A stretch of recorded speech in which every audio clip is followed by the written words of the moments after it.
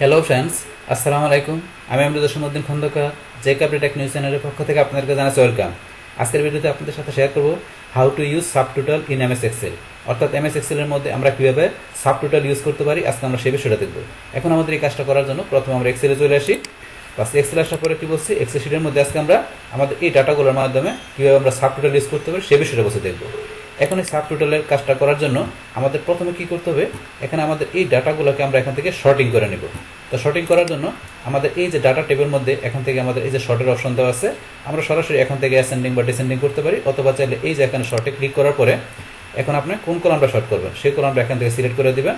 তাহলে আমি ধরুন এখান থেকে এমপ্লয় নেম যেটা সিলেক্ট করা সেটা রাখলাম, তারপরে ভ্যালু, তারপরে এখান থেকে অর্ডার, আপনাকে অ্যাসেন্ডিং না ডিসেন্ডিং করবেন, তাহলে আমি অ্যাসেন্ডিং করবো। এটা সিলেক্ট করার পরে এখানে ওকেতে ক্লিক করি। বাস এই দেখেন আমার এমপ্লয় নেমগুলো সঠিক হয়ে গেছে।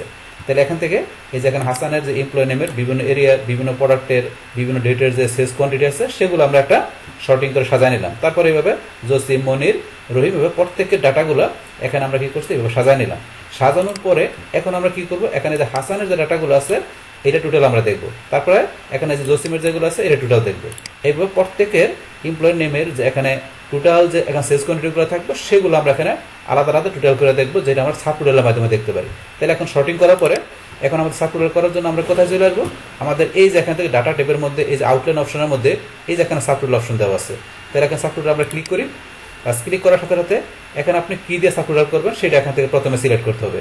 তাহলে এখানে আমার যে সবগুলো কলামের নেম দেওয়া আছে, আপনি কী দিয়ে সাব টোটাল করবেন, তাহলে আমরা কী দিয়ে করবো, এখানে এমপ্লয় নেম, তাহলে এমপ্লয় নেম সিলেক্ট করে দিলাম।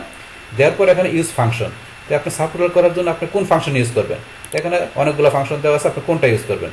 তো এখান থেকে সাম, এই যে কাউন্ট, অ্যাভারেজ, ম্যাক্সিমাম, মিনিমাম, বাস আপনার যেটা প্রয়োজন সেটা ইউজ করবেন। তাহলে এখান থেকে আমি সাম করবো, তো আমি সাম সিলেক্ট করে সাম রাখলাম।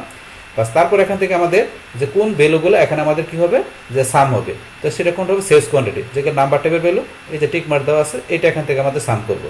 বাস তারপরে এগুলো যেগুলো টিক মার্ক দেওয়া সেগুলো থাকবে, থাকার পর লাস্টে এখান থেকে আমরা এখন ওকেতে ক্লিক করি। বাস ক্লিক করার সাথে সাথে এই দেখেন আমার ডাটাগুলো এখন সাবটোটাল হয়ে গেল। তাহলে কীভাবে হলো, এই দেখেন এমপ্লয় নেম, হাসানের এমপ্লয় নেমের ডাটাগুলো এখান থেকে হাসানের টোটাল এই যে চলে আসছে, তারপরে সেমভাবে জসিমের টোটাল এই যে চলে আসছে, মনিরের টোটাল, এইভাবে সবার টোটাল লাস্টে এখানে যে গ্রান্ড টোটাল মানে সবগুলোর টোটাল এখানে নিজে চলে আসছে গ্রান্ড টোটাল। তো এর আসার পরে এখন ধরুন আপনার এই যে এখানে বিভিন্ন আউটলাইনের অপশনগুলো চলে আসছে, এখন আপনি চান যে এখান থেকে এই হাসানের টোটালটা আপনি এখান থেকে কী করে দেবেন, এখানে আপনি হাইড করে রাখবেন। তাহলে এই যে এখানে আপনার যে আউটলাইন আছে এখানে মাইনাসে ক্লিক করলে হাসানেরটা হাইড হয়ে গেল। তারপর আপনি যদি চান যে এখান থেকে জসিমের টোটালটা শুধু থাকবে আর জসিমের অন্যান্য ডাটাগুলো হাইড করে দেবেন, এই যে ক্লিক করলেন তো জসিমের টোটাল আছে, হাসানের টোটাল আছে, সেমভাবে মনিরের, তারপর আপনি যদি চান যে জসিমের, এইভাবে আপনার প্রত্যেকের ডাটাগুলো আপনার ইচ্ছা করে হাইড করতে পারবেন, জাস্ট শুধু খালি টোটালগুলো এভাবে রাখতে পারেন। আবার নিয়ে আসতে গেলে আবার এই যে প্লাসে ক্লিক করেন সবগুলো চলে আসবে, আমি সবগুলোকে প্লাসে ক্লিক করলাম সবগুলো আবার আগের মতো হয়ে গেল। তো এইভাবে বিষয়গুলো এখন আমরা দেখতে পারি। তারপরে এই যে উপরে দেন 1 2 3 অপশন দেওয়া আছে, এখানে যদি আমরা এখন 1-এ ক্লিক করি তাহলে শুধু গ্রান্ড টোটাল দেখাবে। তারপর এখন যদি আমরা 2-তে ক্লিক করি তাহলে এখানে কি করবে, টোটাল পাশাপাশি গ্রান্ড টোটাল এই দুইটা বিষয় দেখাবে। আর আমরা 3 নম্বরে গেলে ডিটেলস বিষয়টা এখানে দেখাবে। এই হচ্ছে আমাদের এই বিষয়গুলো। বাস তারপরে এখন যদি মনে করেন আমাদের এখান থেকে কী করতেছে, আমাদের এই যে এখানে যে আউটলাইনগুলো যেগুলো আছে এগুলো আমরা এখান থেকে উঠাই দিব। উঠা দিতে গেলে আমাদের এই যে আনগ্রুপ অপশনের মধ্যে এই যে এখানে আমরা ক্লিক করি, ক্লিক করার পরে যে লেখা আছে ক্লিয়ার আউটলাইন, আমরা ক্লিয়ার আউটলাইনে ক্লিক করলে আমাদের আউটলাইনগুলো চলে গেল। তো আউটলাইন চলে গিয়ে শুধু খালি সাব টোটালটা এখানে আমাদের আছে, আউটলাইন চলে গেল। দেখেন আবার যদি আপনার আউটলাইনটা এখানে অটো নিয়ে আসতে চান তাহলে এই যে গ্রুপের নিচে এই যে অটো আউটলাইন এখানে আমরা ক্লিক করলে এই ধরুন আবার আমাদের এখানে আউটলাইনগুলো চলে আসছে, আউটলাইনটা চলে আসলো।